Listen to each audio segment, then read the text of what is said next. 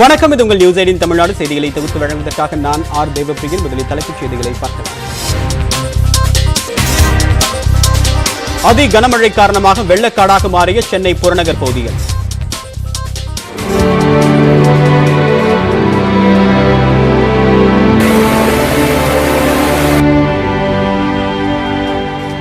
அரசு மருத்துவமனைக்குள் வெள்ளம் புகுந்ததால் நோயாளிகள் வேறு மருத்துவமனைகளுக்கு மாற்றம். வெள்ளத்தில் படையெடுக்கும் பாம்புகளால் மக்கள் அச்சம்.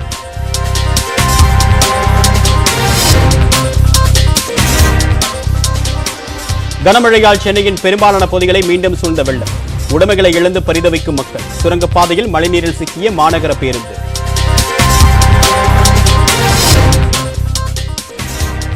கனமழையால் விளைநிலங்களில் சூழ்ந்த நீர். நெல்லை, தூத்துக்குடியில் மழை குறைந்தும் வெள்ளம் வடியாததால் பொதுமக்கள் அவதி.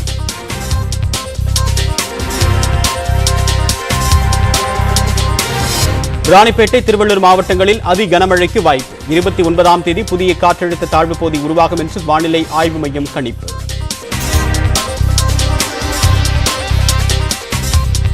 நீட் தேர்வு விலக்கு மசோதாவை குடியரசுத் தலைவருக்கு அனுப்ப வேண்டும். ஆளுநர் RN ரவியிடம் முதலமைச்சர் மு க ஸ்டாலின் நேரில் வலியுறுத்தல்.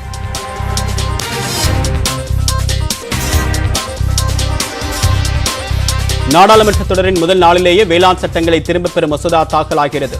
விவசாயிகள் மீதான வழக்குகளை திரும்பப் பெற மாநிலங்களே முடிவு செய்யலாம் என்று மத்திய அரசு விளக்கம்.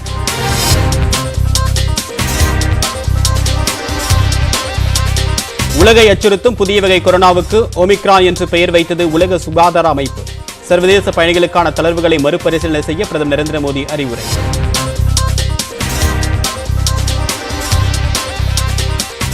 முதலாவது டெஸ்ட் போட்டியில் 296 ரன்களுக்கு முதல் இன்னிங்ஸை இழந்தது நியூசிலாந்து. இரண்டாவது இன்னிங்ஸில் ஒரு விக்கெட் இழப்பிற்கு 14 ரன்களை சேர்த்தது இந்தியா.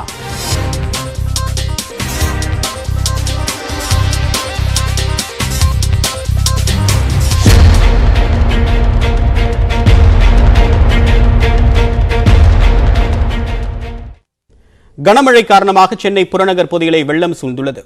நந்திவரம் ஏரி நிரம்பியதால் கூடுவாஞ்சேரி கடுமையாக பாதிக்கப்பட்டுள்ளது.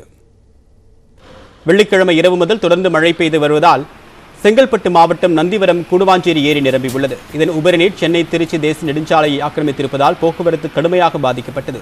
சாலையின் இரு புறங்களிலும் வாகனங்கள் ஊர்ந்து சென்றதால் கூடுவாஞ்சேரி முதல் சிங்கப்பெருமாள் கோவில் வரை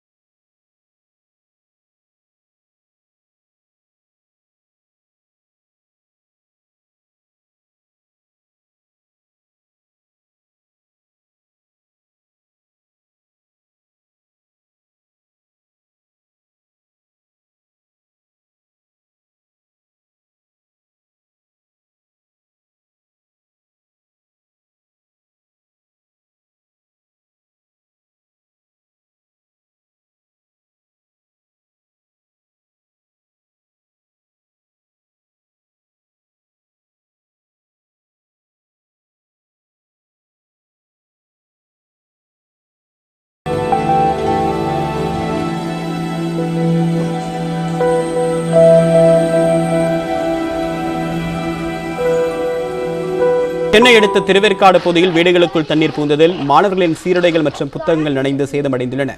நும்பல் பகுதியில் மழைநீருடன் கழிவுநீரும் கலந்திருப்பதால் நோய் தொற்று பரவக்கூடிய அபாயமும் ஏற்பட்டுள்ளது.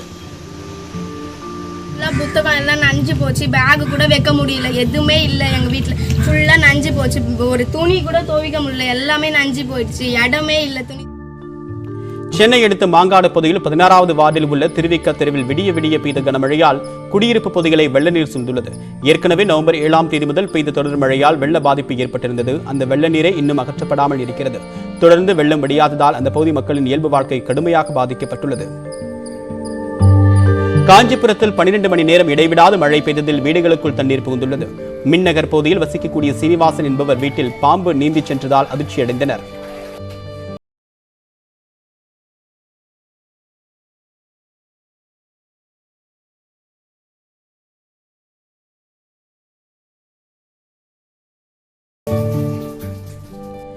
சென்னை அடுத்த வண்டலூர் கேளம்பாக்கம் பிரதான சாலையில் உள்ள மேலக்கோட்டையூர் பகுதியில் 1 கிலோமீட்டர் தூரத்திற்கு மழைநீர் தேங்கியுள்ளது. இதனால் அந்த வழியாக சென்ற பேருந்துகள், இருசக்கர வாகனங்கள் மழைநீரில் ஊர்ந்து சென்றன. 2 இடத்திற்கு தண்ணீர் தேங்கி இருப்பதால் மழைநீரில் சிக்கி 20க்கும் மேற்பட்ட இருசக்கர வாகனங்கள் பழுதடைந்தன.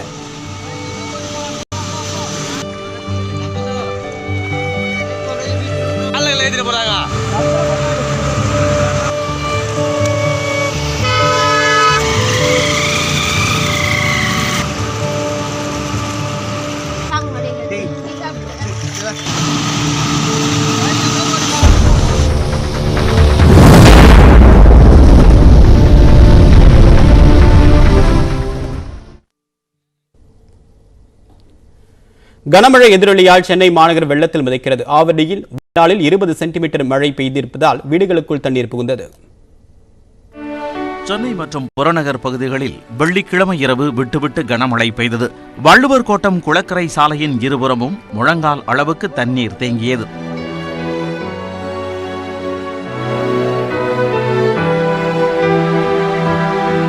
சைதாப்பேட்டை, திருவள்ளுவர் தெரு குடியிருப்புகளும் மழை நீரில் தத்தளிக்கின்றன.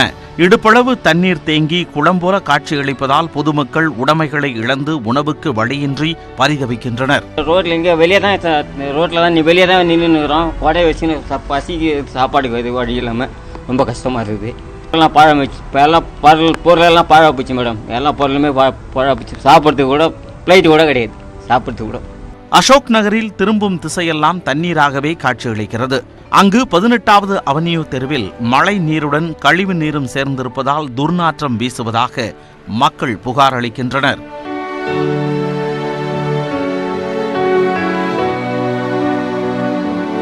ட்ரைனேஜ் வாட்டர் மிக்ஸ் ஆகி அந்த பாத்ரூம் வழியாக வருது. அதனால கீழே இருக்கிற சாமான்கள்லாம் மேலே கொண்டு வச்சுருக்காங்க. இங்கே இருக்கிறவங்கலாம் சமைக்கவும் முடியல, சிலிண்டர் கிடைக்கல, அதுபோல் தண்ணி கிடைக்கல, வெஜிடபிள்ஸ் கிடைக்கல. Suffering much allot.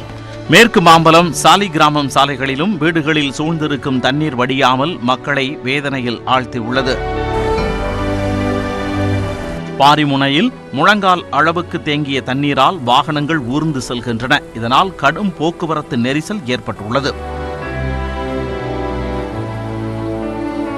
Chennai Semmancheri tsunami குடியிருப்பு பகுதிகளையும் மழைநீர் ஆக்கிரமித்தது.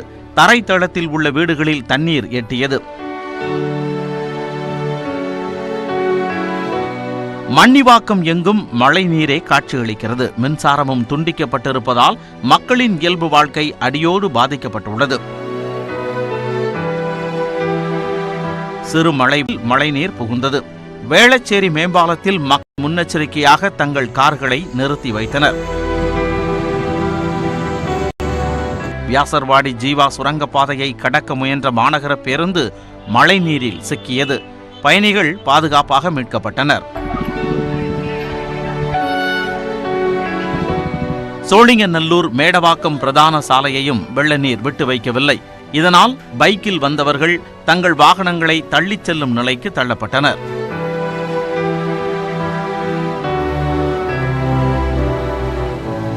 பள்ளிக்கரணையை அடுத்த கோவிலம்பாக்கம் LIC நகரின் எல்லை வரை தண்ணீர் மட்டுமே காணப்பட்டது. வெள்ளப்பகுதியை பார்வையிட வந்த திமுக MLA அரவிந்த் ரமேஷை முற்றுகையிட்ட மக்கள் உடனே நடவடிக்கை எடுக்க கோரி வாக்குவாதம் செய்தனர்.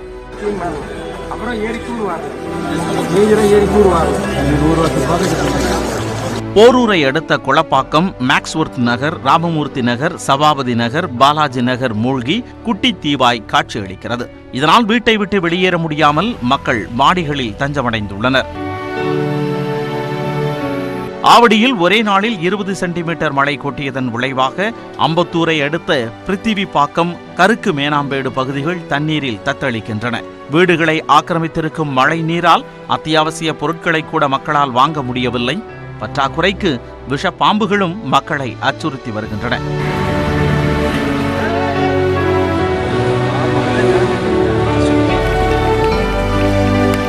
ஆவடி மாநகராட்சிக்குட்பட்ட முக்கிய சாலைகளும் மழை நீரால் காணாமல் போயின. பூந்தமல்லி சாலை, GST சாலையில் பெருக்கெடுத்து ஓடிய வெள்ள நீரால் வாகன ஓட்டிகள் சிரமத்திற்கு ஆளாகினர். தாம்பரத்தை அடுத்த இரும்புலியூர் ரோஜா தோட்டம், அருள் நகரில் மழைநீர் புகுந்ததால் தீயணைப்பு வீரர்கள் விரைந்தனர். படகுகள் மூலம் மீட்கப்பட்ட மக்கள் தனியார் மண்டபத்தில் தங்க வைக்கப்பட்டனர்.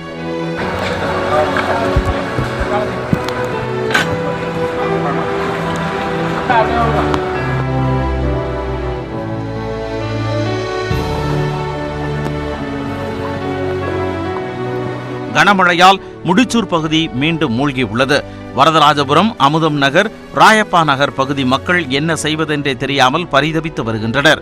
வீடுகளை விட்டு வெளியேற முடியாமலும் உணவுக்கு வழியில்லாமலும் மக்கள் வேதனையில் ஆழ்ந்துள்ளனர்.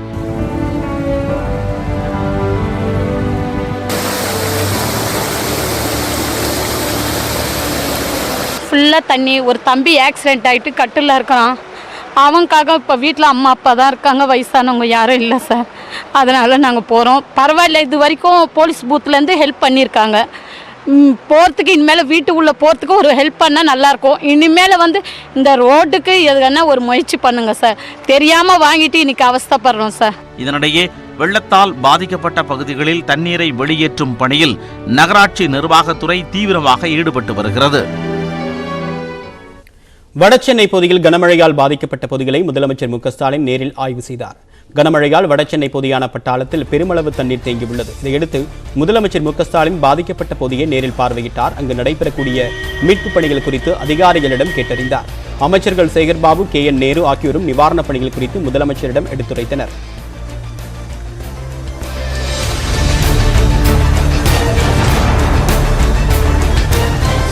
இந்நிலையில் தியாகராய நகர் பகுதியில் வெள்ள பாதிப்புகளை முதலமைச்சர் மு க ஸ்டாலின் சனிக்கிழமை இரவு பார்வையிட்டார். பசுல்லா ரோட், விஜயராகவா சாலை, GN செட்டி ரோட் உள்ளிட்ட சாலைகளில் வெள்ளம் தேங்கியிருப்பதை பார்வையிட்டார். உடனடியாக நீரை வெளியேற்றி நடவடிக்கை எடுக்குமாறு அதிகாரிகளுக்கு அவர் உத்தரவிட்டார்.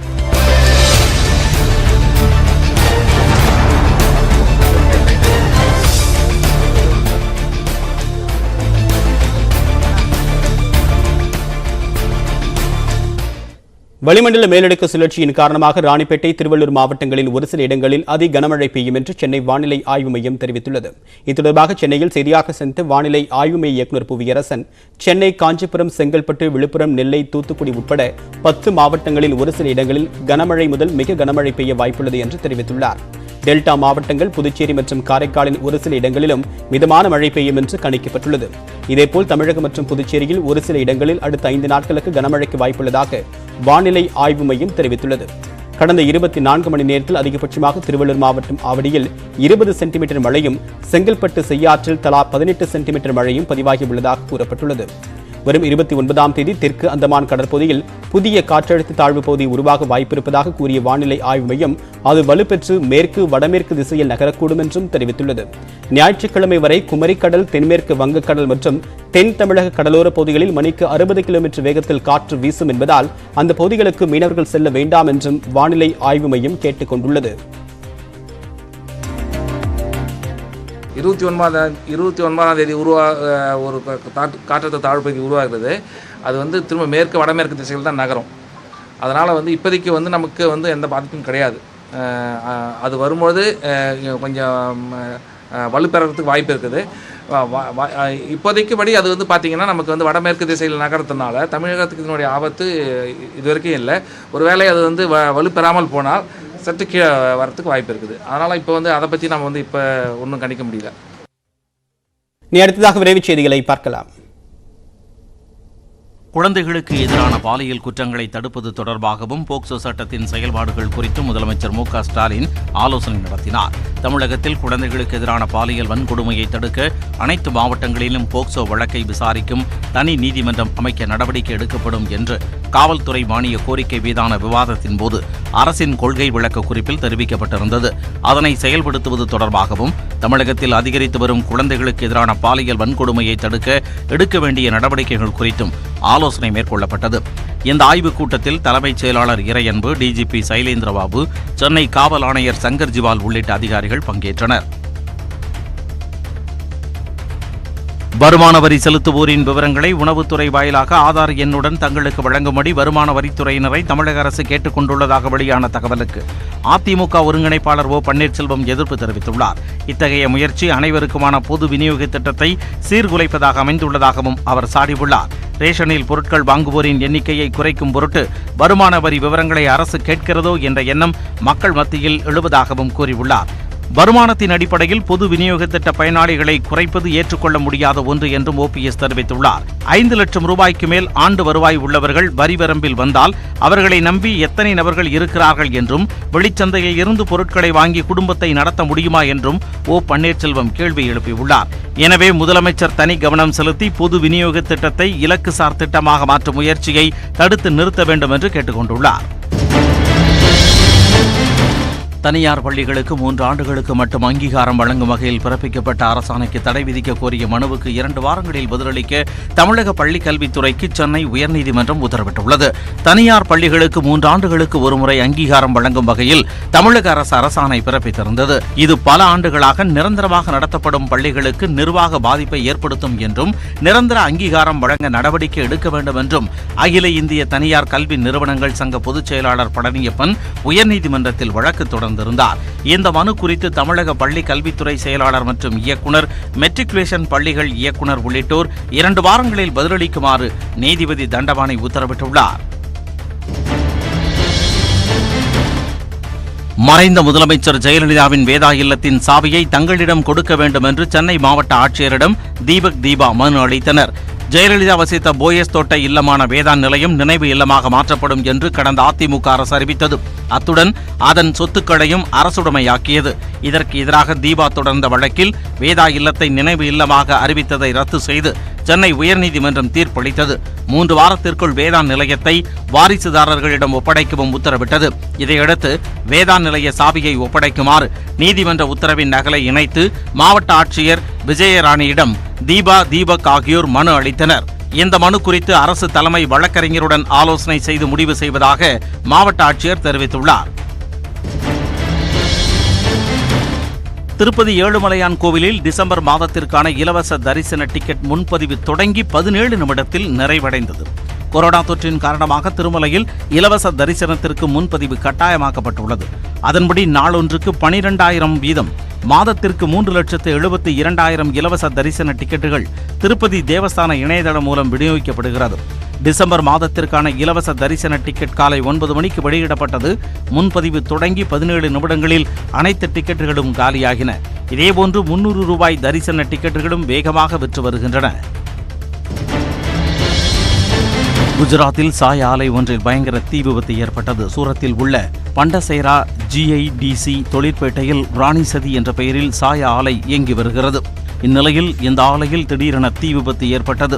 இதையடுத்து 15 தீயணைப்பு வாகனங்களில் வீரர்கள் தீயை அணைக்க முயன்றனர். தீயணைப்பு வீரர்கள் வருவதற்கு முன்பாகவே தீ கொழுந்துவிட்டு எரிந்தது. இதனால் அந்த பகுதியை கரும் புகையால் சூழப்பட்டது. இந்த விபத்தில் யாருக்கும் காயம் ஏற்படவில்லை.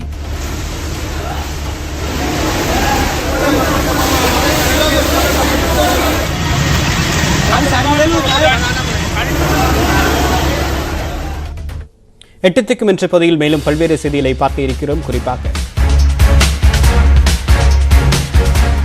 இலங்கையிலிருந்து திரும்பிய நாகை மீனவர்களுக்கு கண்ணீர் மல்க வரவேற்பு.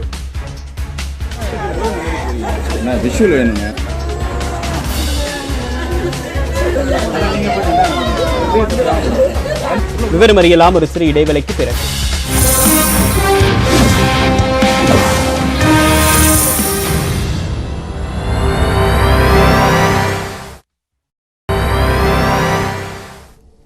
நீட் தேர்விலிருந்து தமிழ்நாட்டிற்கு விலக்கு கோரி சட்டப்பேரவையில் நிறைவேற்றப்பட்ட சட்ட முன்வடிவை குடியரசுத் தலைவருக்கு உடனடியாக அனுப்பி வைக்க வேண்டும் என்று ஆளுநர் RN ரவியை நேரில் சந்தித்து முதலமைச்சர் மு.க. ஸ்டாலின் வலியுறுத்தியுள்ளார். திமுக ஆட்சிக்கு வந்ததும் நீட் தேர்வால் ஏற்பட்ட தாக்கம் குறித்து ஆராய நீதிபதி A.K. ராஜன் தலைமையில் குழு அமைக்கப்பட்டது. அந்த குழுவானது 12ஆம் வகுப்பு மதிப்பெண் அடிப்படையில் மருத்துவ மாணவர் சேர்க்கை நடத்த வேண்டும் என்றும் பரிந்துரைத்தது. இதன் அடிப்படையில் சட்டப்பேரவையில் கடந்த செப்டம்பர் 9ஆம் தேதி நீட் தேர்வில் தமிழகத்திற்கு விலக்கு கோரக்கூடிய சட்ட முன்வடிவு ஒருமனதாக நிறைவேற்றப்பட்டது. இந்நிலையில் தமிழக ஆளுநர் RN ரவியை முதலமைச்சர் மு.க. ஸ்டாலின் நேரில் சந்தித்தார். அப்போது மருத்துவ மாணவர் சேர்க்கையில் தமிழ்நாட்டிற்கு ஏற்பட்டக்கூடிய பாதிப்பின் தனித்தன்மையை கருத்தில் கொண்டு குடியரசுத் தலைவரின் ஒப்புதலை விரைந்து பெறக்கூடிய நோக்கத்தில் சட்ட முன்வடிவை அவருக்கு உடனடியாக அனுப்ப ஆளுநரிடம் வலியுறுத்தியுள்ளார். இந்த சந்திப்பின் போது அமைச்சர்கள் துரைமுருகன், மா. சுப்பிரமணியன் உடன் இருந்தனர். வடகிழக்கு பருவமழை தீவிரமடைந்துள்ளதால் தமிழ்நாட்டின் பல்வேறு பகுதிகளில் பெரும் பாதிப்பு ஏற்பட்டுள்ளது. தொடர் மழையால் திருச்சி மாவட்டம் அதவத்தூர், வயலூர், பெரிய கருப்பூர் கிராம வயல்களில் வெள்ள நீர் புகுந்துள்ளது. சுமார் 150 ஏக்கர் பரப்பிலான விளைநிலங்கள் சேதமடைந்திருப்பதால் விவசாயிகள் கண்ணீர் வடிக்கின்றனர். மயிலாடுதுறை அருகே பொன்னூர், பாண்டூர், அருண்மொழித்தேவன் கிராமங்களில் தற்போது 3வது முறையாக பயிர்கள் மூழ்கியுள்ளன. அரசு அறிவித்துள்ள இடுபொருட்கள் தேவையில்லை என கூறும் விவசாயிகள் ஏக்கருக்கு 20,000 ரூபாய் நிவாரணம் வழங்க வேண்டும் என வலியுறுத்துகின்றனர். இங்கே மழைநீர் அதிகமாக பேஞ்சு ஏற்கனவே வயல்லாம் பாதிச்சு போச்சுங்க.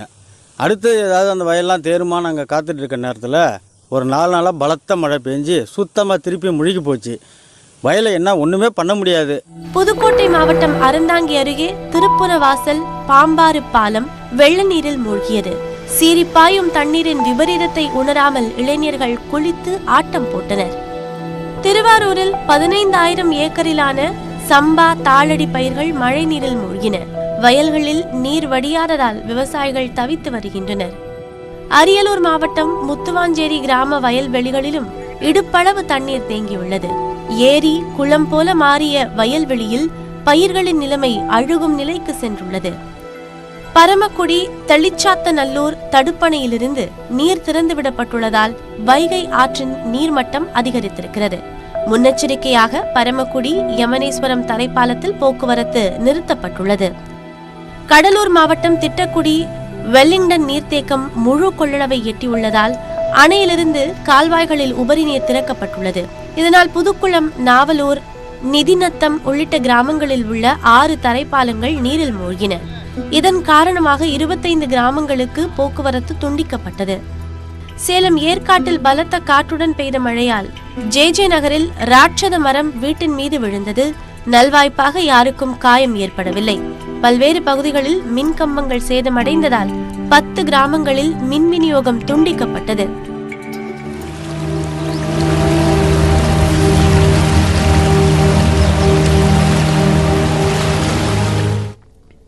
திருநெல்வேலி, தூத்துக்குடி மாவட்டங்களில் மழை சற்று குறைந்தாலும் வெள்ளம் மட்டும் வடியாமல் உள்ளது. திருநெல்வேலி மாநகரில் மழை சற்று கருணை காட்ட தொடங்கியுள்ளது. இருந்தாலும் பல்வேறு இடங்களில் தேங்கிய தண்ணீர் மட்டும் வெளியேறாமல் உள்ளது. டவுனில் உள்ள தடிவீரன் கோவில் தெரு, காட்சி மண்டபத்தில் மழைநீர் வடிந்துவிட்டாலும் கல்லணை பெண்கள் மேல்நிலைப்பள்ளி சாலையில் தண்ணீர் போக வழியில்லாமல் தேங்கி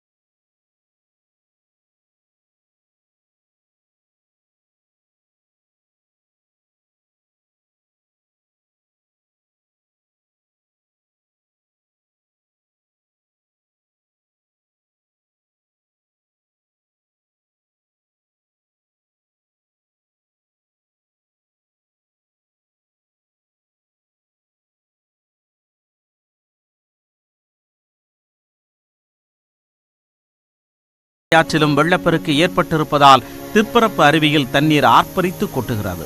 அங்குள்ள தாமிரபரணி ஆற்றங்கரையோர பகுதி மக்களுக்கு வெள்ள அபாய எச்சரிக்கையும் விடுக்கப்பட்டுள்ளது.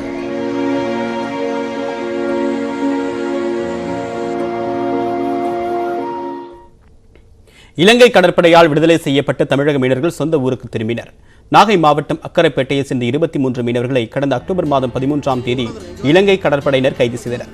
அவருடைய 2 விசைப்படகுகளையும் பறிமுதல் செய்தனர். நவம்பர் 15ஆம் தேதி அவர் விடுதலை செய்யப்பட்ட நிலையில் 18 மீனவர்கள் மட்டும் இலங்கையிலிருந்து விமானம் மூலமாக சென்னை வந்தடைந்தனர். 5 பேருக்கு கொரோனா தொற்று ஏற்பட்டிருப்பதால் அவர்கள் இந்திய தூதரக கண்காணிப்பில் இலங்கையிலேயே உள்ளனர். சென்னையிலிருந்து நாகை மாவட்டத்தில் இருக்கக்கூடிய சொந்த கிராமங்களுக்கு திரும்பிய 18 மீனவர்களை உறவினர்கள் கண்ணீர் மல்க வரவேற்றனர். போட்டு 2 போட்டும் எப்படியோ எங்கள் வாழ்வாதாரத்துக்கு வேண்டும் சார். எங்கள் மக்கள்லாம் ரொம்ப அழுகுது சார். நானே அழுவிட்டு தான் பேட்டி கொடுக்குறேன். எங்களால் வாழ்வாதாரமே போயிடுச்சு சார். போட்டை எப்படியாவது மத்திய அரசு மாநில அரசு எப்படியாவது எங்களை மீட்டு கொடுக்கணும் சொல்லி காலில் வேணால் விழுவுறேன் சார். வேளாண் மசோதா நாடாளுமன்ற குளிர்கால கூட்டத்தொடரின் முதல் நாளிலேயே தாக்கல் செய்யப்படும் என்று மத்திய அரசு தெரிவித்துள்ளது.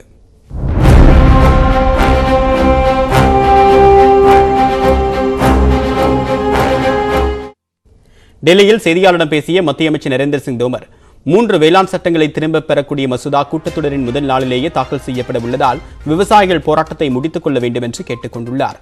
பிரதமர் நரேந்திர மோடி அறிவித்திருக்கக்கூடிய நிபுணர் குழு விவசாயிகள் கோரிய குறைந்தபட்ச ஆதரவு விலை தொடர்பான பிரச்சனையை தீர்க்கும் என்றும் அவர் தெரிவித்துள்ளார். விவசாய கழிவுகளை எரிப்பதை சட்டவிரோதமாக அறிவித்ததை திரும்பப் பெற வேண்டும் என்ற கோரிக்கையையும் மத்திய அரசு ஏற்பதாக அமைச்சர் கூறியுள்ளார். விவசாயிகள் மீதான வழக்குகளை ரத்து செய்வது குறித்து உயிரிழந்தவர்களுக்கு இழப்பீடு அளிப்பது குறித்து மாநில அரசுகளே முடிவு செய்யலாம் என்றும் தோமர் தெரிவித்துள்ளார். இதனிடையே வரும் திங்கட்கிழமை நடைபெற்ற திட்டமிடப்பட்டிருந்த டிராக்டர் பேரணியை ஒத்திவைப்பதாக விவசாய சங்கங்கள் அறிவித்துள்ளன. டெல்லியில் ஆலோசனை நடத்திய சம்யுக்தா கிசான் மோர்ச்சா அமைப்பு அடுத்த கட்ட நடவடிக்கை குறித்து அடுத்த மாதம் 4ஆம் தேதி அறிவிக்கப்படும் என்று கூறியுள்ளது. குறைந்தபட்ச ஆதார விலை போராட்டத்தின் போது உயிரிழந்தவர்களுக்கு நிவாரணம், லக்கிம்பூர் கெரி வன்முறை உள்ளிட்டவை குறித்து மத்திய அரசு பேச்சுவார்த்தை நடத்தும் வரை போராட்டம் தொடரும் என்று விவசாய சங்கத்தினர் ஏற்கனவே அறிவித்துள்ளனர். தூத்துக்குடியிலிருந்து முந்திரி லோடு ஏற்றி வந்த லாரியை கடத்தியதாக முன்னாள் அமைச்சரின் மகன் உட்பட 7 பேர் கைது செய்யப்பட்டுள்ளனர். தூத்துக்குடியில் கடத்தப்பட்ட லாரியை நாமக்கல் அருகே போலீசார் கண்டுபிடித்தது எப்படி? கன்னியாகுமரி மாவட்டம் மார்த்தாண்டத்தில் இருந்து முந்திரி லோடு ஏற்றிக்கொண்டு தூத்துக்குடி துறைமுகம் நோக்கி ஒரு லாரி புறப்பட்டது. ஜப்பானுக்கு ஏற்றுமதி செய்வதற்காக 1 கோடி ரூபாய் மதிப்பிலான முந்திரியை ஏற்றிக்கொண்டு சென்ற இந்த லாரியை ஆலங்குளத்தைச் சேர்ந்த ஹரி என்பவர் ஓட்டிச் சென்றார்.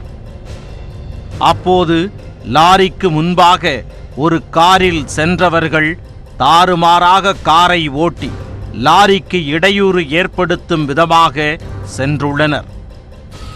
இது குறித்து தனது உறவினர்களிடம் போனில் பேசிய ஹரி தனக்கு ஏதோ நெருடலாக தென்படுவதாக கூறியுள்ளார்.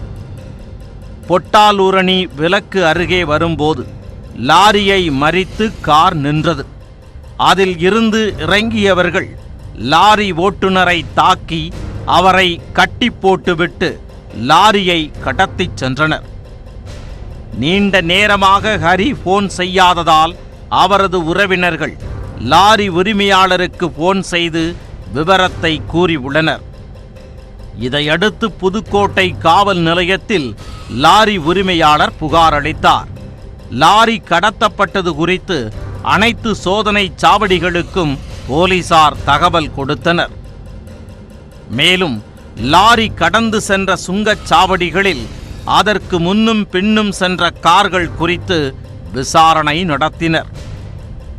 அப்போது சந்தேகத்திற்கிடமான கார் ஒன்றை கண்ட போலீசார் அது குறித்து விசாரித்த போது அந்த கார் முன்னாள் அமைச்சர் செல்லப்பாண்டியனின் மகன் ஜெயசிங்கிற்கு சொந்தமானது என தெரிய வந்தது. இதையடுத்து அவர்களின் செல்போன் சிக்னல் மூலமாக அவர்கள் இருக்கும் இடத்தை போலீசார் கண்டறிந்தனர். நாமக்கல் மாவட்டம் ராசிபுரத்தில் வாகன சோதனையில் ஈடுபட்டிருந்த போலீசார் அந்த லாரியை மடக்கி பிடித்தனர். மேலும் பின்னால் காரில் வந்த 7 பேரை பிடித்து விசாரணை நடத்திய போது அதில் லாரியை கடத்திய ஜெயசிங் உள்ளிட்டோர் இருந்ததை அறிந்தனர். இதையடுத்து ஜெயசிங் பாரிமுத்து, செந்தில் முருகன், மனோகரன், விஷ்ணு, பாண்டி, ராஜ்குமார் ஆகிய 7 பேரையும் காவல்துறையினர் கைது செய்தனர். கடத்தல் லாரியை மீட்ட போலீசார் தூத்துக்குடி மாவட்டம் புதுக்கோட்டை காவல் நிலையத்திற்கு கொண்டு சென்றனர். மேலும் பல்வேறு செய்திகளை பார்க்க இருக்கிறோம். குறிப்பாக ரயிலில் அடிபட்டு உயிரிழந்த யானைகள், என்ஜின் ஓட்டுநர் மீது வழக்கு பதிவு. விவரம் அறியலாம் ஒரு சிறு இடைவேளைக்கு பிறகு. கோவையில் ரயில் மோதி 3 யானைகள் உயிரிழந்த நிலையில் ரயில் ஓட்டுநரிடம் விசாரணை நடத்தப்பட்டுள்ளது.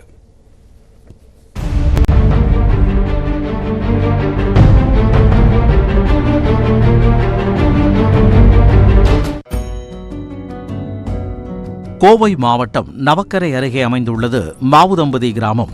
வனப்பகுதியையொட்டி இருக்கும் ஊர் என்பதால் இரவு வேளையில் இங்கு யானைகள் சுற்றித் திரியும். வழக்கம் போல வெள்ளிக்கிழமை இரவு 9 மணி அளவில் மக்னா எனப்படும் தந்தம் இல்லாத யானை மற்றும் 2 பெண் யானைகள் ரயில்வே தண்டவாள பகுதியில் நடமாடிக்கொண்டிருந்தன. அப்போது மங்களூருவிலிருந்து சென்னை நோக்கி சென்று கொண்டிருந்த விரைவு ரயில் யானைகள் மீது மோதியது. இதில் 2 யானைகள் வலதுபுறம் சரிவில் விழுந்து உயிரிழக்க, ஒரு யானை மட்டும் 300 மீட்டர் தூரம் இழுத்துச் செல்லப்பட்டு மரணமடைந்தது.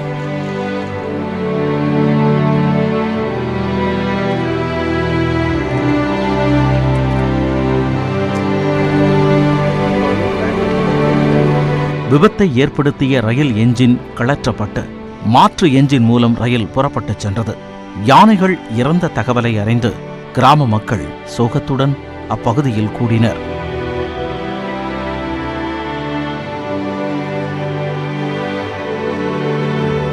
வனப்பகுதியையொட்டிய பகுதியில் 45 கிலோமீட்டர் வேகத்தில்தான் ரயிலை இயக்க வேண்டும் என தெரிந்தும் அதிவேகத்தில் ரயில் சென்றதே யானைகளின் மரணத்திற்கு காரணம் என அப்பகுதி மக்களும் ஆதங்கப்படுகின்றனர். இப்போ சுற்றி தெரிஞ்ச யானைகள் 4 யானையில் 3 யானை இறந்துருச்சு. இன்னும் ஒரே ஒரு யானை மட்டும் பேலன்ஸு. அது ஒத்த கொம்போட சுற்றுது அப்படிங்கிறாங்க. ஆனால் இந்த யானையும் காப்பாற்றுவார்களா என்பது கேள்விக்குறியாக தான் இருக்குது. ரயில்வே துறை ரொம்ப அலட்சியமாக இருக்குதுங்கிறது இதிலேருந்து தெரிஞ்சுக்கலாம். இவங்க ஒரு யானை அடிபட்டுச்சுன்னு சொன்னோம்னா அந்த கடந்த ஒரு 10 நாளைக்கு மட்டும் அதை அந்த ரூல்ஸை ஃபாலோ பண்ணுற மாதிரி பண்ணுறாங்க, எல்லாம் பண்ணுறாங்க. அதுக்கப்புறம் மறுபடியும் ஆஸ் யூசுவலாக எல்லாம் பண்ணிக்கிறாங்க. அதே சமயம் யானைகள் நடமாட்டம் பற்றி பலமுறை கூறியும் வனத்துறை தான் நடவடிக்கை எடுக்கவில்லை என்ற குற்றச்சாட்டும் நிலவுகிறது. ட்ரெயின் அங்கேருந்து வருது, பாரஸுக்குள்ளே அங்கேருந்து ட்ரெயின் வந்துக்கிட்டு இருக்கும்போது இந்த ட்ரெயின் வரும்போது ஹார்ன் அடித்து தான் வராங்க. ஆனால் அந்த ட்ரெயினுடைய சவுண்டுக்கு திடீர்னு கிராஸ் ஆச்சுன்னா அவங்க என்ன செய்ய முடியும்? ஒன்றும் செய்ய முடியாது. ஆனால் இது முழுக்க காரணம் பாரஸ் அதிகாரி தான், அவங்களுடைய கவனக்காரர் தான். இது விவசாய வனவிலங்கை பாதுகாக்கணும், அதுக்கப்புறம் அதோட சேர்ந்த விவசாயிகளையும் பாதுகாக்கணும். பொக்லைன் இயந்திரம் மூலம் 3 யானைகளின் சடலங்களும் ஒரே இடத்தில் கொண்டு வரப்பட்டு பிரேத பரிசோதனை செய்யப்பட்டது.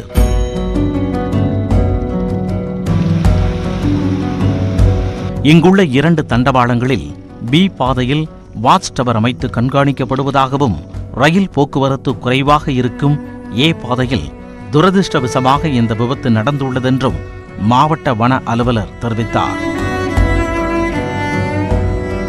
ட்ரெயின் பி லைனில் போகிற மாதிரி தான் பொதுவாக போயிட்டுருக்கும். நேற்று ஏ லைனில் டுவர்ட்ஸ் சென்னை போகிறப்ப போயிருக்குது. இது எதிர்பாராத விதமாக இந்த மாதிரி ஒரு நிகழ்வு ஏற்பட்டிருக்குது. இதனிடையே ரயில் ஓட்டுநர் சுபையர் மற்றும் உதவியாளர் அகிலிடம் வனத்துறை அதிகாரிகள் விசாரணை நடத்தி வருகின்றனர். இதுபோன்று இனியொரு துயர சம்பவம் நடைபெறக்கூடாது என்பதை ஒட்டுமொத்த தரப்பினரின் எதிர்பார்ப்பாக உள்ளது. உயிரிழந்த 3 யானைகளில் பெண் யானை கருவுற்று இருந்தது பிரேத பரிசோதனையில் தெரிய வந்துள்ளது. 3 மாத கருவுடன் சுற்றிய யானை ரயிலில் அடிபட்டு உயிரிழந்தது சோகத்தை ஏற்படுத்தியுள்ளது. இதனிடையே ரயிலின் வேகம் குறித்த அறிக்கையை பெறுவதற்காக கேரள மாநிலம் பாலக்காடு ரயில் நிலையத்திற்கு சென்ற தமிழக வனத்துறை அதிகாரிகள் 6 பேர் சிறைப்பிடிக்கப்பட்டனர். அனுமதி இல்லாமல் ரயில் என்ஜினில் இருந்து வேகம் கண்டறியக்கூடிய கருவியை வனத்துறை அதிகாரிகள் கலற்றியதாகவும், இதனால் தமிழக அதிகாரிகள் மீது நடவடிக்கை எடுக்க உள்ளதாகவும் ரயில்வே போலீசார் தெரிவித்தனர். உடனடியாக தமிழக வனத்துறையின் உயர் அதிகாரிகள் கேரள அதிகாரிகளுடன் பேச்சுவார்த்தை நடத்தினர். 4 மணி நேரத்திற்கு பிறகு 6 பேரும் விடுவிக்கப்பட்டனர்.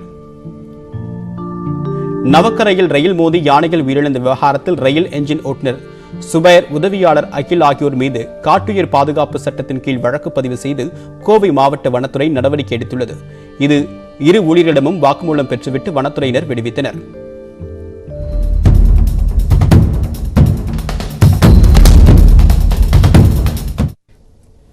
உலகை அச்சுறுத்தும் புதிய கொரோனா திரிபுக்கு ஓமிக்ரான் என்று உலக சுகாதார நிறுவனம் பெயரிட்டுள்ளது. சர்வதேச விமான பயணிகளுக்கான தளர்வுகளை மறுபரிசீலனை செய்யுமாறு அதிகாரிகளுக்கு பிரதமர் நரேந்திர மோடி அறிவுறுத்தியுள்ளார். கொரோனாவின் புதிய திரிபொன்று தென்னாப்பிரிக்காவில் இந்த வார தொடக்கத்தில் கண்டறியப்பட்டிருந்தது. இதுவரை வந்த திரிபுகளில் இது மிகவும் ஆபத்தானதாக இருக்கக்கூடும் என்று விஞ்ஞானிகளும் அறிவியலாளர்களும் கணித்து வந்த நிலையில் இதற்கு ஓமிக்ரான் என்று உலக சுகாதார நிறுவனம் பெயரிட்டுள்ளது. கிரேக்க மொழியில் ஓமிக்ரான் என்றால் சிறிய என்று பொருள். இந்த புதிய திரிபு மிக வேகமாக பரவும் தன்மை கொண்டது என ஆராய்ச்சியாளர்கள் தெரிவித்துள்ளனர். இது மட்டுமல்லாமல் ஓமிக்ரான் தொற்று ஏற்கனவே பாதிக்கப்பட்டவர்களை மீண்டும் மீண்டும் தாக்கும் தன்மை கொண்டதால் உலக சுகாதார மையம் இதனை கவலைக்குரியதாக அறிவித்துள்ளது. Once a variant is classified as a variant of concern, it's really important that we have good SARS-CoV-2 surveillance around the world, including better genomic sequencing, because we want to be able to detect this variant where it is circulating. It's also really important that studies are undertaken in the field to look at any clusters, and also the studies that are needed in the lab to look to see if there's any changes in severity, any changes in our impact on diagnostics, therapeutics, or vaccines. Omicron virus தற்போது வரை தென்னாப்பிரிக்கா, Hong Kong, Botswana, Israel மற்றும் பெல்ஜியத்தில் கண்டறியப்பட்டுள்ளது. இதன் காரணமாக தென்னாப்பிரிக்கா, Namibia, Zimbabwe, Botswana, லெசோத்தோ மற்றும் ஈஸ்வதினி நாடுகளை சேர்ந்த பயணிகள் இங்கிலாந்திற்குள் நுழைய தற்காலிக தடை விதிக்கப்பட்டுள்ளது. இந்நாடுகளிலிருந்து வருபவர்களுக்கு திங்கட்கிழமை முதல் தடை விதிக்கப்படும் என அமெரிக்காவும் அறிவித்துள்ளது. இதேபோல Australia, Japan, Iran, Brazil, Canada, Thailand நாடுகளும் தென்னாப்பிரிக்க பயணிகளுக்கு தடை விதித்துள்ளன. இந்நிலையில் கொரோனா சூழல் மற்றும் தடுப்பூசி நிலவரம் குறித்து உயர் அதிகாரிகளுடன் மோடி காணொலியில் ஆலோசனை நடத்தினார்.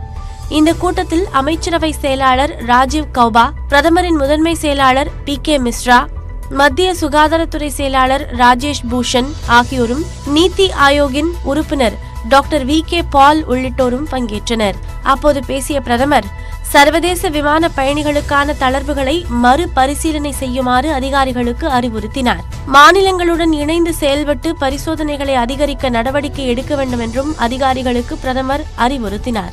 மாநில அரசுகள் வைத்த கோரிக்கைகள், புதிய வைரஸ் குறித்து மருத்துவர்கள், நிபுணர்கள் தெரிவித்த ஆலோசனைகள் உள்ளிட்ட பல்வேறு விவரங்களை பிரதமரிடம் அதிகாரிகள் எடுத்துரைத்தனர். இரண்டாவது டோஸ் தடுப்பூசியை செலுத்துவதை தீவிரப்படுத்துமாறு அதிகாரிகளிடம் பிரதமர் கேட்டுக்கொண்டார். புதிய திரிபு தீவிரமான அச்சுறுத்தல் என கூறியுள்ள காங்கிரஸ் முன்னாள் தலைவர் ராகுல் காந்தி, மக்கள் அனைவருக்கும் தடுப்பூசி கிடைக்கச் செய்வதில் இந்திய அரசு தீவிரம் காட்ட வேண்டும் என வலியுறுத்தியிருக்கிறார். மோசமான தடுப்பூசி புள்ளி விவரங்களை ஒரு மனிதனின் புகைப்படத்திற்கு பின்னால் நீண்ட காலத்திற்கு ஒளித்து வைத்திருக்க முடியாது எனவும் ராகுல் காந்தி விமர்சித்துள்ளார். தென்னாப்பிரிக்காவில் புதிய கொரோனா திரிபு கண்டுபிடிக்கப்பட்டிருப்பதால் சென்னை விமான நிலையத்தில் கண்காணிப்பு தீவிரப்படுத்தப்பட்டுள்ளது. கொரோனா தொற்று பரவ தொடங்கியது முதலே தமிழ்நாட்டுக்கு விமானம் மூலமாக எந்த நாட்டிலிருந்து வந்தாலும் விமானம் புறப்படுவதற்கு 72 மணி நேரத்திற்கு முன்பாக எடுக்கப்பட்ட கொரோனா நெகட்டிவ் சான்றிதழ் பெற்றிருப்பது கட்டாயமாக்கப்பட்டுள்ளது. இது தவிர கொரோனா பரவல் மற்றும் அந்த நாடுகளில் பயன்படுத்தப்பட்டு வரக்கூடிய தடுப்பூசியை இந்தியா ஏற்றுக்கொள்கிறதா என்பதை பொறுத்து கட்டுப்பாடுகள் மாறுபடுகின்றன. இந்நிலையில் புதிய திரிபு கண்டுபிடிக்கப்பட்டிருப்பதால் தென்னாப்பிரிக்கா, பிரேசில், சீனா, நியூசிலாந்து, இஸ்ரேல் ஆகிய நாடுகளிலிருந்து வருபவர்களுக்கு சென்னை விமான நிலையம் வந்தவுடன் சோதனை மேற்கொள்ளப்படும். இந்த நாடுகளில் இருந்து வரக்கூடிய பயணிகள் 2 தவணை தடுப்பூசி செலுத்தி இருந்தாலும் கொரோனா நெகட்டிவ் சான்றிதழோடு வந்தாலும் அவர்களுக்கு மீண்டும் RT-PCR பரிசோதனை எடுக்கப்படும். 7 நாட்கள் வரை அவர்கள் வீட்டு தனிமையில் இருக்க வேண்டும் என்று மருத்துவத்துறை அமைச்சர் மா சுப்பிரமணியன் தெரிவித்துள்ளார். தென்னாப்பிரிக்காவிலிருந்து டிரான்சிட் என்கின்ற வகையில் வேறு வேறு நாடுகளுக்கு சென்று வருபவர்கள் கண்காணிக்கப்பட வேண்டும். நேரடியாக தென்னாப்பிரிக்காவிலிருந்து வருபவர்களை கண்காணிக்க வேண்டும் என்கின்ற வகையில் இன்றைக்கு முழு வீச்சில் மக்கள் நல்வாழ்வுத்துறை இந்த பணிகளில் இறங்கி இருக்கிறது. குறிப்பாக சென்னை, கோயம்புத்தூர், மதுரை, திருச்சி போன்ற சர்வதேச விமானங்கள் இறங்குகிற விமான நிலையங்களில் இப்பொழுது ஒவ்வொரு விமான நிலையத்திற்கும் ஒரு உதவி திட்ட மேலாளர் ஒருவர் நியமிக்கப்படுகிறார். இங்கிலாந்து, வங்கதேசம், Botswana, Mauritius, Zimbabwe, Singapore, Hong Kong உள்ளிட்ட 7 நாடுகளிலிருந்து வரக்கூடிய பயணிகள் கொரோனா நெகட்டிவ் சான்றிதழுடன் 2 தவணை தடுப்பூசி செலுத்தியதற்கான ஆவணங்களையும் வைத்திருக்க வேண்டும். அந்த சான்றிதழ் இருந்தால் தமிழ்நாடு வந்தவுடன் RT-PCR சோதனை செய்ய வேண்டிய அவசியமில்லை. ஒரு வார காலம் சுயமாக உடல்நிலையை கண்காணித்து அறிகுறிகள் தென்பட்டால் சுகாதாரத்துறைக்கு தெரிவிக்க வேண்டும். இந்த 7 நாடுகளிலிருந்து வரக்கூடிய பயணிகள் ஒரு தவணை தடுப்பூசி மட்டும் செலுத்தி இருந்தால் சென்னை வரும்போது விமான நிலையத்தில் RT-PCR பரிசோதனை செய்யப்படும். இந்த 12 நாடுகள் அல்லாமல் பிற நாடுகளிலிருந்து வருபவர்கள் கொரோனா நெகட்டிவ் சான்றிதழ் பெற்றிருக்க வேண்டும். அவர்களுக்கு விமான நிலையம் வரும்போது RT-PCR சோதனை செய்யப்படாது. RT-PCR சோதனை பயணிகளின் செலவிலேயே செய்யப்படும்.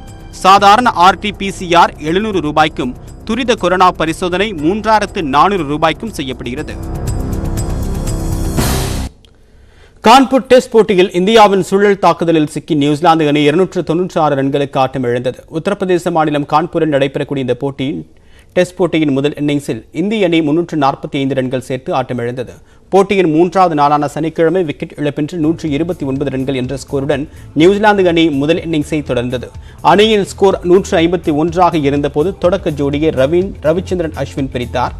89 ரன்கள் சேர்த்திருந்த போது வில் யங் ஆட்டமிழந்தார். தொடர்ந்து இந்தியா சுழல் தாக்குதல் தொடுத்ததால் நியூசிலாந்து திடீர் சரிவை சந்தித்தது. சதம் அடிப்பார் என்று எதிர்பார்க்கப்பட்ட டாம் லாத்தாம் 95 ரன்களில் ஆட்டமிழந்தார். அடுத்து வந்த வீரர்கள் நிலையான ஆட்டத்தை வெளிப்படுத்தாததால் நியூசிலாந்து 296 ரன்களுக்குள் ஆட்டமிழந்தது. இதன் மூலமாக இந்தியா 49 ரன்கள் முன்னிலை பெற்றுள்ளது. இதையடுத்து இந்திய அணி 2வது இன்னிங்ஸை தொடங்கியது. தொடக்க ஆட்டக்காரர்கள் சுக்மன் கில் 1 ரன்னில் பெவிலியன் திரும்பினார்.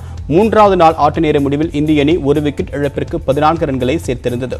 மயங்க் அகர்வால் 4 ரன்களிலும் சதீஷ்வர் புஜாரா 9 ரன்களிலும் ஆட்டமிழக்காமல் உள்ளனர். இந்தியாவில் வறுமையில் உள்ள மாநிலங்களின் பட்டியலில் பீகார், ஜார்க்கண்ட், உத்தரப்பிரதேசம் ஆகியவை முன்னணியில் இருப்பதாக நிதி ஆயோக் அமைப்பின் தரவுகள் தெரிவிக்கின்றன. கேரளா, தமிழ்நாடு உள்ளிட்ட மாநிலங்கள் கடைசி 4 இடங்களை பிடித்துள்ளன. மத்திய அரசின் நிதி ஆயோக் அமைப்பு MPI எனப்படும் பல வகை வறுமை குறியீடு அடிப்படையிலான தரவுகளை வெளியிட்டுள்ளது. இதில் நாடு முழுவதும் உள்ள மாநிலங்களின் மக்கள் தொகைக்கு ஏற்ப நிலவும் வறுமை மற்றும் அதற்கான காரணங்கள் குறித்த தகவல்கள் இடம்பெற்றுள்ளன. சுகாதாரம், கல்வி, வாழ்க்கை தரம், ஊட்டச்சத்து, குழந்தைகள் இறப்பு, பிரசவத்திற்கு முந்தைய பராமரிப்பு, பள்ளி படிப்பு, சமையல் எரிபொருள், குடிநீர், மின்சாரம், வீடு, சொத்துக்கள் மற்றும் வங்கி கணக்குகள் உள்ளிட்ட 12 தரவுகளின் அடிப்படையில் இந்த ஆய்வு மேற்கொள்ளப்பட்டுள்ளது. இதன் அடிப்படையில் நாட்டில் வறுமை அதிகம் கொண்ட மாநிலங்களின் பட்டியலில் பீகார், ஜார்க்கண்ட், உத்தரப்பிரதேசம் உள்ளிட்டவை முன்னணியில் உள்ளன. பீகாரில் உள்ள மொத்த மக்கள் தொகையில் 51.91% வறுமையில் உள்ளதாகவும், அதேபோல் ஜார்க்கண்ட் மாநிலத்தில் 42.16% உத்தரப்பிரதேசத்தில் 37.79% வறுமையில் உள்ளது தெரியவந்துள்ளது. பல பரிணாம வறுமை குறியீடு பட்டியலில் கேரளா கடைசி இடத்தில் உள்ளது. அங்கு 0.71% மட்டுமே வறுமையில் உள்ளதாக குறிப்பிடப்பட்டுள்ளது. கோவாவில் 3.7% மக்களும், சிக்கிமில் 3.82 விழுக்காட்டினரும் வறுமை கோட்டிற்கு கீழே உள்ளனர். தமிழ்நாட்டில் 4.89% மக்கள் வறுமையில் வாடுவதாகவும் தரவுகள் தெரிவிக்கின்றன. நாட்டிலேயே கேரளாவின் கோட்டயம் மாவட்டம் மட்டுமே வறுமை கோட்டில் 0ஐ பதிவு செய்துள்ளது. தமிழ்நாட்டை பொறுத்தவரை 0ஐ பதிவு செய்த மாவட்டங்கள் இல்லை என்றாலும் காஞ்சிபுரம், சென்னை, கடலூர், கோவை மற்றும் நாகப்பட்டினம் மாவட்டங்கள் பட்டியலில் கடைசி 5 இடங்களை பிடித்துள்ளன. அரியலூர், விருதுநகர், ராமநாதபுரம், பெரம்பலூர் மற்றும் தர்மபுரி ஆகியவை முதல் 5 இடங்களை பிடித்துள்ளன. தர்மபுரி, பெரம்பலூர், ராமநாதபுரம், விருதுநகர், அரியலூர் மாவட்டங்களில் குழந்தைகள் இறப்பு விகிதம் அதிகம் என்றும், கல்வி, சுகாதாரம் மற்றும் வாழ்க்கை தரத்தில் பின்தங்கி உள்ளதாகவும் தெரிவிக்கப்பட்டுள்ளது. மேலும் அண்மைச் செய்திகளுக்கு தொடர்ந்து இணைந்திருங்கள். அது உங்கள் நியூஸ் 18 தமிழ்நாடு.